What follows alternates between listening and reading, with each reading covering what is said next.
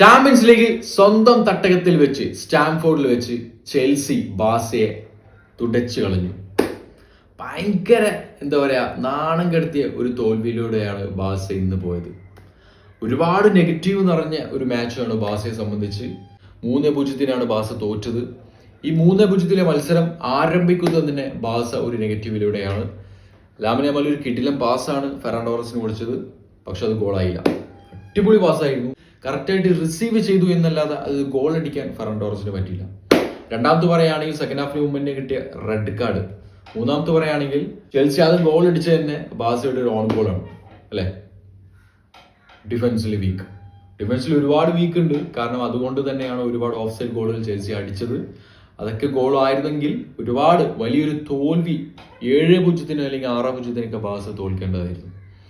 ഈ ഒരു മാച്ചിൽ എനിക്കിഷ്ടപ്പെട്ട ഒരു കിടില മൂവ്മെന്റ് എന്ന് പറയുന്നത്, അല്ലെങ്കിൽ എല്ലാവർക്കും ഇഷ്ടപ്പെട്ട ഒരു കിടില മൂവ്മെന്റ് എന്ന് പറയുന്നത് എസ്റ്റോ അടിച്ച ഗോളായിരിക്കും. It was amazing, super. കാരണം ബാസിന്റെ ഡിഫൻഡേഴ്സ് ആയിട്ടുള്ള കുബാർസിനെയും അതുപോലെ തന്നെ ബാൽഡിനെയും മറികടന്നുകൊണ്ട് ആ ഒരു നാരോ ആംഗിളിലൂടെ എസ്റ്റോ അടിച്ച ഗോൾ, ഇറ്റ് വാസ് സൂപ്പർ. കിടിലൻ ഗോളായിരുന്നു. അത് കണ്ടിട്ടുണ്ടെങ്കിൽ ഹൈലൈറ്റ്സ് പോയിട്ട് കാണാം. ബാസ ഈ ഒരു പോക്ക് പോവാണെങ്കിൽ ചാമ്പ്യൻസ് ലീഗ് സ്വപ്നം കാണണ്ട. ബാസ എന്ന് തന്നെയല്ല, എൻ്റെ ഒരു ഒപ്പീനിയൻ പറയുകയാണെങ്കിൽ ഈ വർഷത്തെ ചാമ്പ്യൻസ് ലീഗ് റിയൽ മാഡ്രിഡും ബാഴ്സലോണ സ്വപ്നം കാണണ്ട. എനിക്ക് തോന്നുന്നു ഈ വർഷത്തെ ചാമ്പ്യൻസ് ലീഗ് ഒന്നെങ്കിൽ ബയൺ മ്യൂണിച്ച് അടിക്കാം, അതല്ലെങ്കിൽ പ്രീമിയർ ലീഗിലെ ഏതെങ്കിലും ഒരു ക്ലബ്ബ് അടിക്കാനാണ് സാധ്യത. ഈ ഒരു കാര്യത്തെക്കുറിച്ച് നിങ്ങളുടെ അഭിപ്രായങ്ങളും കാര്യങ്ങളൊക്കെ കമന്റ് ബോക്സിൽ കമന്റ് ചെയ്യുക. വീഡിയോസ് ഇവിടെ ലൈക്ക് അടിക്കുക. നമ്മളെ ചാനൽ ഹൈപ്പ് ചെയ്യാൻ പറയുമെങ്കിൽ ഒന്ന് ഹൈപ്പ് ചെയ്യുക. ഓക്കെ ഫ്രണ്ട്സ്, വീഡിയോസ് ലഭിക്കുന്നു. Bytes means കോഴ്സുമായി.